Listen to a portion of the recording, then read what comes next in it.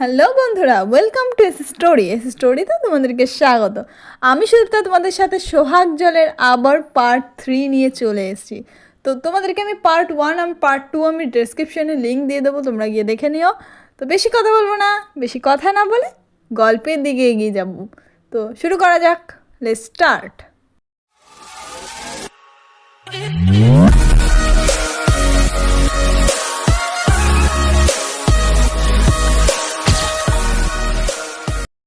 দেখতে দেখতে কিছুদিন কেটে গেছে, সবাই যে যার মতো ব্যস্ত নিজেদের জীবনে। এরই মাঝে অভিমন্যুর সঙ্গে ঋতিকার বেশ ভাব হয়েছে। কলেজের ব্রেক টাইমে এমনকি লাইব্রেরিতে দুজনকে বেশ একসঙ্গে দেখা যায়। সৌরভও ব্যাপারটা খেয়াল করে।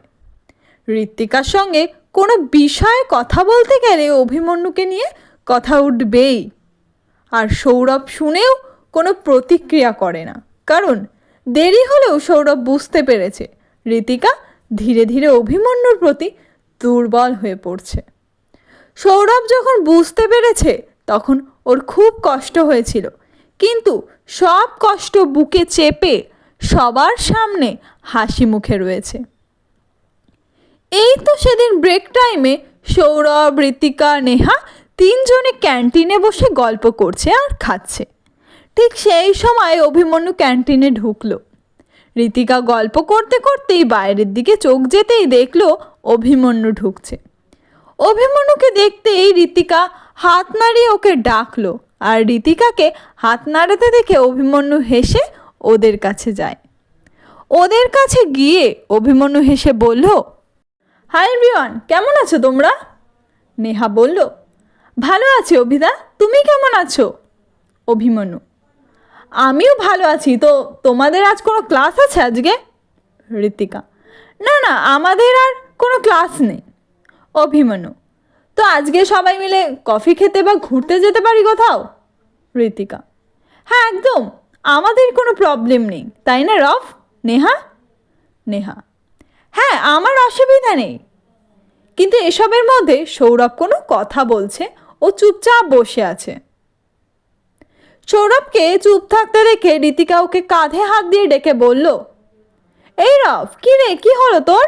কোনো কথা বলছিস না কেন? ঋতিকার ডাকে সৌরভের হুঁশ ফিরল। সৌরভ ঋতিকার দিকে তাকিয়ে বলল, কিছু বলছিস ঋতু? সৌরভের কথায় ঋতিকা বলল, তোর কি হয়েছে রফ, তুই এমন চুপচাপ করে বসে আছিস কেন? আর কথা বলছিস না কেন? তোর কি শরীর খারাপ লাগছে? সৌরভ, না না, আমি ঠিক আছি, আমার কিছু হয়নি। তোরা বল না কি বলছিলিস তখন? অভিমন্যু এবার বলল, আমরা বলছিলাম যে আজ কোথাও ঘুরতে গেলে কেমন হয়। ঋতিকা, নেহা তো বলল কোনো অসুবিধা নেই, তুমি বলো সৌরভ, তুমি যাবে তো? অভিমন্যুর কথায় ঋতিকাও সৌরভকে বলল, হ্যাঁ রফ, চল না, খুব মজা হবে। না রে, আমার হবে না। কেন? কারণ আমি বাড়িতে গিয়ে পড়বো, তাই। আরে কিছু হবে না, চল না, পরে এসে পড়ে নিবি। না রে, আমার সত্যি হবে না। ওদের কথায় অভিমন্যু বলল, আচ্ছা ও যদি যেতে না চায় তাহলে জোর করো না ওকে। অভিমন্যুর কথা শুনে সৌরভ বলল, হ্যাঁ ঋতু, উনি একদম ঠিক বলেছে, তোরা আজ ঘুরে আয়, আমি অন্য একদিন যাব তোদের সাথে। ঋতিকা, না না, আমি কিছু শুনতে চাই না, তুই যাবি আমাদের সাথে, ব্যাস। সৌরভ কিছু বলতে যাবে, তার আগেই ঋতিকা বলল, ঠিক আছে, তুই যাবি না তো তাহলে আমিও যাব না। সৌরভ, এমন করিস না ঋতু, তোরা যা আজকে, আমি পরে কোনো একদিন যাব। ঠিক আছে, আমি পরে একদিন যাব।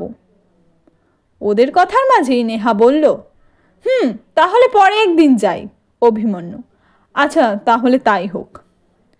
এই বলে উঠতে যাবে এমন সময় সৌরভ বলল, আচ্ছা ঠিক আছে, আমি যাব ঘুরতে।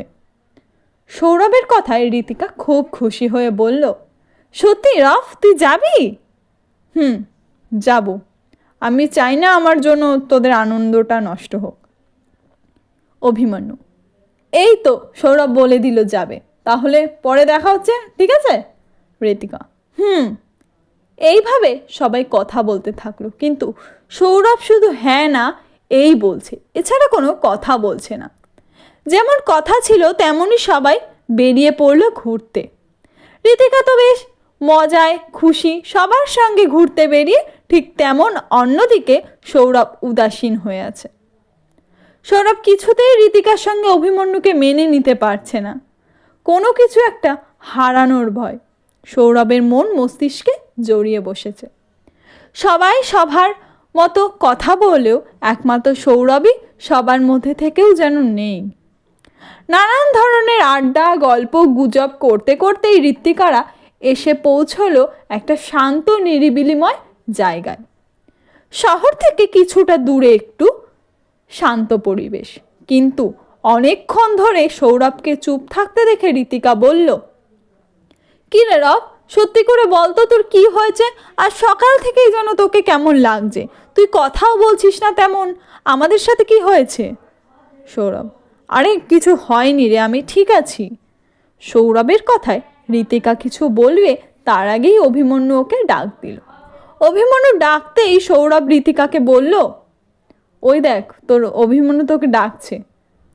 ঋতিকা, এই আমার অভিমন্যু মানেটা কি? সৌরভ, হ্যাঁ তোর অভিমন্যু, আমি তোকে দেখে বুঝতে পেরেছি তুই মনে মনে অভিমন্যুকে ভালোবেসে ফেলেছিস। ঋতিকা লজ্জা পেয়ে বলল, যা তুই কি বলছিস, ওসব কিছু না।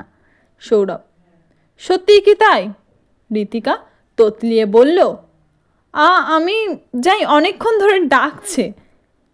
এই বলে ঋতিকা চলে গেল, আর ওর যাওয়ার দিকে তাকে সৌরভ একটা মলিন হাসি হাসল। মনে মনে বলল, আমি তোকে হারিয়ে ফেললাম ঋতু, তোকে হারিয়ে ফেললাম, কিন্তু আমি চাই তুই ভালো থাক, এটাই আমি চাই। কথাটা বলেই চোখ দিয়ে গড়িয়ে জল পড়া শুরু হলো। তারপর দূরে দাঁড়িয়ে থাকা অভিমন্যু আর ঋতিকার দিকে চোখ গেল, যেখানে অভিমন্যু আর ঋতিকা হেসে হেসে কথা বলছে আর ফটো তুলছে। গাইস, আজকের পর্বটা এইটুকানি। আমি পরের দিন 4 নম্বর পর্ব নিয়ে চলে আসবো, ততক্ষণ তোমরা আমার সঙ্গে থেকো। আর কিছু আমার বলার নেই, তো দেখা হচ্ছে নেক্সট ভিডিওতে। ততক্ষণের জন্য টাটা।